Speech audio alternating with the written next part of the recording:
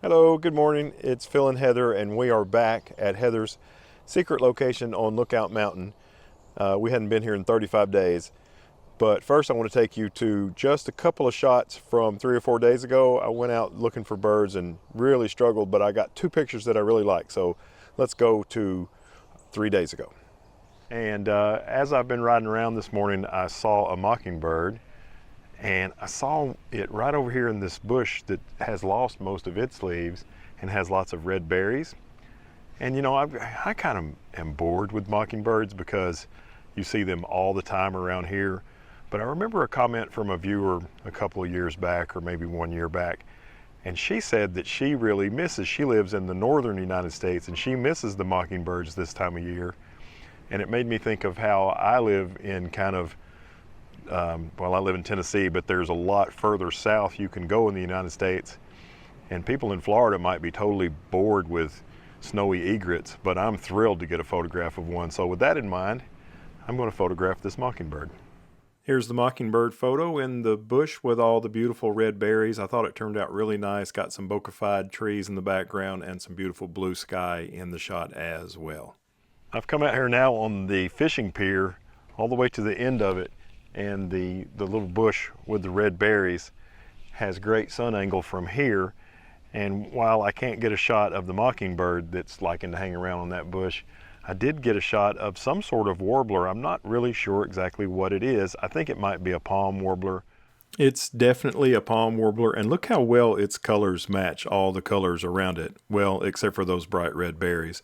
I was really happy to get this shot 3 days ago.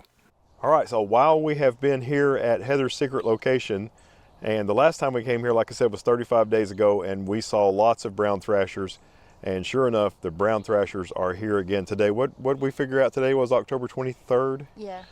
And last time we were here was September 18th, and this is still brown thrasher zone, so we got lots of brown thrasher shots for you. Brown thrasher shots. Here's some of mine that we made that morning, and as you can see, it's a beautiful bird, and it's fall now, so the backgrounds look different. But this next shot, the background looks kind of more like a summertime background where most of it was green. And now we'll start looking at some of Heather's photographs. Hers will always have Heather Boyd at the bottom right, and we did get lots of brown thrasher pictures, but all of them are concentrated right in this area of the video. The rest of the video has lots and lots of other species of birds. And we're both using the Canon R7 and the 100 to 500 lens. As a matter of fact, this is very rare for me, but that's the only thing I brought today. No other lenses. Usually I fill the whole car with lenses, but I just brought this. No trip to Heather's secret location on Lookout Mountain would be complete without a photograph of a bird on that telephone wire. We've even gotten a photograph of a hummingbird on that wire in the past, but this time both of us got photographs of a male northern cardinal. We really love this little spot, even though sometimes it's pretty difficult to get a shot. We worked on a towhee that kept hopping around all over the place in this thicket that you see behind me in basically all directions. And finally, it landed in a spot where we think we got a shot. Here's my eastern towhee male shot, and as you can see, it's still covered in foliage. Heather got a much prettier shot here as hers, and there's not as much foliage around the bird either. I thought we got our shots at the same time, but it was completely different. Did you get a picture of something? I got a golden crown kinglet. Was it cute? It was super cute. When it lands on a branch, approximately how long does it stay there before it goes away? 2 millionths of a second. Yeah, they're really hard to get a picture of. I've seen a number of them. Only got a photograph of one that was halfway decent probably 6 or 7 years ago, but Heather got a really good one today, and I got a not very good one, but at least we both got one, and for Heather it was a lifer, I think. It was. Here is my golden crown kinglet photograph, and I'm actually happier with it than I thought I was. I don't like the angle that it is at. And here are Heather's photographs. She got this nice one. Look, it's got the correct angle. Beautiful, tiny little fidgety bird. And now she has one that is kind of more like the angle that mine photo was at. But we were really happy to get these shots. Okay, major discovery. First of all, I was kind of walking around at Heather's area, and this is the first time we've been here this far into the fall. Found a trail right here that we'd never seen before. So I walked down that trail and there was a big spider web across the trail, and I just kind of moved some of it out of the way and went under it, and I walked on down the trail. The trail goes all the way down to the next power pole, and then it cuts a left and follows some other power lines down that way. And I turned around and came back because I had left Heather by herself and I didn't have my phone, and I was sure she was wondering where I was at, and turns out she was. But anyway, when I came back, that same spider web was still kind of in the way, and I moved it some. And then I saw this huge spider that was like blue and yellowish green stripes, and just huge, biggest spider I've ever seen that wasn't like a tarantula in a box. And anyway, so I made a bunch of pictures of it. I stopped down to like F9 and F11 to try to get more depth of field, and I made a bunch of pictures of it with the 100 to 500. And then we came back up and we looked at it with the Seek app, and it turns out it is a Jorō spider, J-O-R-O with a tilde on top of it. Invasive spider from Japan. Crazy. Here are a few pictures of that amazing Jorō spider. This is a female, we have learned, and the males are about 1/5 or maybe even less than that, the size of the females. And apparently they are harmless to humans, and they were first introduced in the state of Georgia back in the early teens. And apparently before too long they're going to be all over the eastern United States. Let me know if you have ever seen one of these beautiful female Jorō spiders.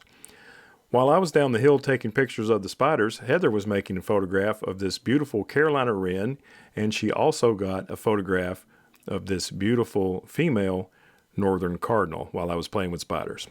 Then we both got what we think are pretty decent photos of a ruby-crowned kinglet, which is the more common of the two kinglets that you see in our area in the winter. Here's my photos of the super cute ruby-crowned kinglet, possibly the cutest bird in the world, maybe either this or the tufted titmouse. Just really thrilled to get a photograph of a ruby-crowned kinglet because they sit still for virtually no time whatsoever. And here's an example of that. Heather's shot of the ruby-crowned kinglet. It's not sitting still even in her shot, but she got a couple more shots with it sitting still. Look how cute it is. It's like a potato with feathers and feet. Just an amazingly cute little bird, so fidgety and fun to photograph if you can. Heather and I are both using full screen bird eye detect autofocus, and on our second button, the star button, we have single point, which can help dial stuff in. It can help you lock onto the bird if it's in a thicket, and then you can switch buttons and it'll find the eye once it gets the whole bird in focus. And we're using case 2, and Heather has both of her sliders on case 2 directly in the middle. I've got my top slider all the way to the left and my bottom slider one click to the right on case 2. This extremely small in the frame bird, I believe, is an orange-crowned warbler, and this is only the second time I've ever photographed one of these. The first time was before I even met Heather years ago. And Heather, while I was doing that, she photographed another one of these beautiful male eastern towhees there at her secret location. Well, today is turning out to be a really great morning of bird photography. Heather and I just got a lifer for both of us. We got our very first blue-headed Vireo. Here is a lifer for me, the blue-headed Vireo. Just really thrilled to get a photograph of this, and here are a couple of shots that Heather got, and she was equally thrilled to get her very first blue-headed Vireo. Great looking bird, a lot of personality, and it hung around for a few seconds, long enough for us both to get a shot. What a morning. We both got red-bellied woodpeckers, and I think I got a mockingbird for blue newt. I got another eastern towhee male on a branch with beautiful fall color in the background, and here is a northern mockingbird with a really bokeh-fied background, and I was really thrilled with the way this red-bellied woodpecker male photograph turned out. Lots of pretty light on it, and Heather got another male eastern towhee as well, and then she also got a photograph in a different location of the male red-bellied woodpecker. We think we got, we definitely saw, and we think we got a decent photograph of a male Downey woodpecker.